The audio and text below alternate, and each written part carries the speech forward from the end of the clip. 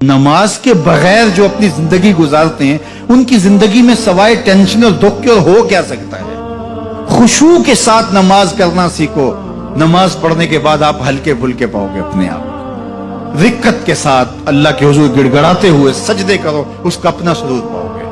اللہ اکبر. لیکن ایک بندہ کہے کہ جناب میں نماز پڑھتا ہوں لیکن ایسی کیفیت تو پیدا نہیں ہوتی, تو شیطان اس کو کہتا ہے کیا فائدہ ایسی نماز پڑھنے کا. لوگ بھی کہتے ہیں فلاں بندے سے یہ جرم بھی سرزد ہوتا ہے, نماز بھی پڑھتا ہے, اس کی نماز کو مورد الزام بناتے ہیں. تو بندہ بھی کہتا ہے چھوڑے, نماز نے مجھے کیا فائدہ دیا. لیکن کہا نہیں, نماز نہیں چھوڑنی. پہلے فرمایا نماز میں خشوع کرتے ہیں, یہاں فرمایا نماز کی محافظت کرتے ہیں. اگر کسی وجہ سے خشوع پیدا نہیں ہوتا چھوڑتے پھر بھی نہیں ہے. یہ اللہ کا فریضہ ہے. محدث کچھوچوی علیہ رحمہ سے ان کے ایک مرید نے کہا حضرت نماز پڑھتا ہوں لطف نہیں آتا, مزہ نہیں آتا. تو آپ نے حیرت سے کہا کہ اس کے باوجود پڑھتے تو ہو؟ کہا جی وہ تو اللہ کا حکم ہے, وہ تو پڑھتا ہوں. تو محدث کچھوچوی علیہ رحمہ جھومنے لگے, کہا واہ واہ تم لطف کے بندے نہیں اللہ کے بندے ہو. تمہیں سرور نہیں آتا پھر بھی پڑھتے ہو, اس کا مطلب ہے تم سرور کے لیے, مزے کے لیے, لطف کے لیے نہیں پڑھتے, تم تو اللہ کے لیے پڑھتے ہو. اللہ اکبر. تو بندہ سرور نہیں بھی آ رہا پھر بھی اپنے آپ کو کھینچ کے لا رہا ہے مسجد کے اندر. خیال تنگ کر رہے ہیں پھر بھی مصلی پہ اپنے آپ کو کھڑا کر رہا ہے.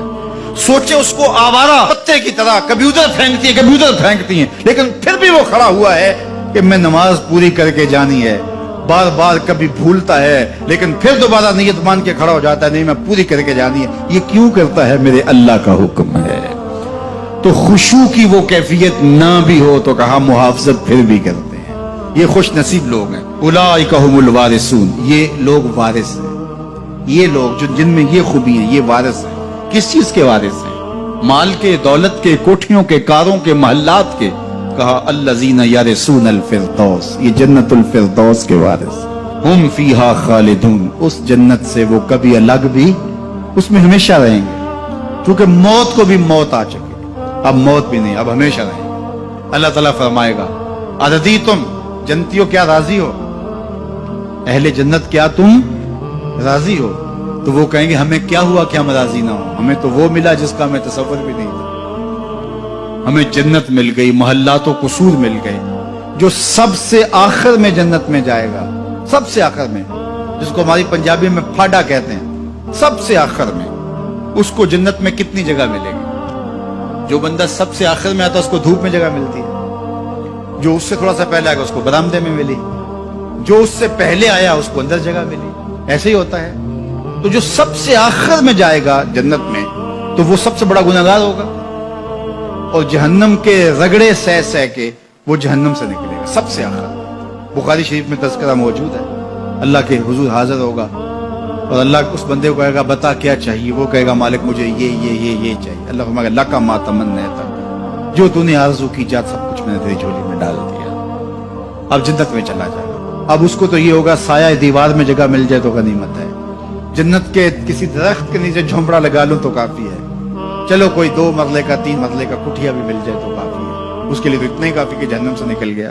لیکن اس کو کہا جائے گا جا جنت میں چلا جا, اور تیرے لیے جنت میں دنیا سے 10 گنا جگہ ہے.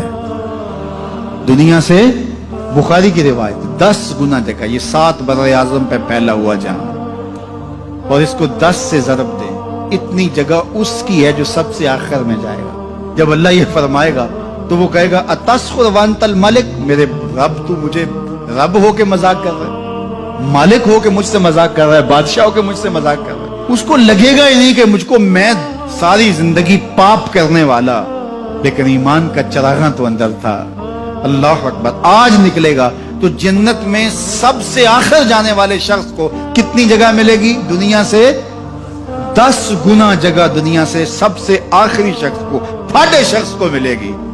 پھر بلال حبشی کی جاگیروں کا عالم کیا ہوگا, ابو بکر و عمر کی جاگیروں کا عالم کیا ہوگا, بابا فرید گنج شکر داتا گنج بخش علی اجویری, شیخ احمد مجدد الفسانی کی جاگیروں کا عالم کیا ہوگا.